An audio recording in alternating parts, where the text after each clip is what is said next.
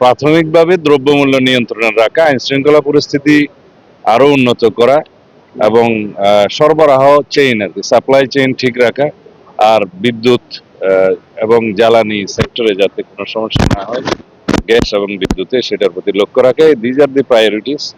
আর অন্যান্য যেগুলো বিস্তারিত আলোচনা, সেটা অফিসিয়াল ব্যাপার। আর এরপরে বাংলাদেশের সরকারের সচিবদের সাথে যেটা মিটিং হয়েছিল কথা মাফিক, তিনি সেক্রেটারির উদ্দেশ্যে অ্যাড্রেস করেছেন। তাদেরকে তিনি বলেছেন এই যে জনগণ আমাদের ম্যানিফেস্টোর উপরে ম্যান্ডেট দিয়েছে, তো সুতরাং যেটা জনগণের ইচ্ছা, পিপুল উইল প্রাধান্য পাবে। সেই হিসাবে according to constitution, according to the law, law of the country এবং according to the rules of business, secretary এবং অন্যান্য সরকারি কর্মকর্তারা সবাই যাবে এবং সরকারের সেই ম্যানিফেস্টো বাস্তবায়নের জন্য তারা আন্তরিক হবেন, সে আহ্বান জানিয়েছেন।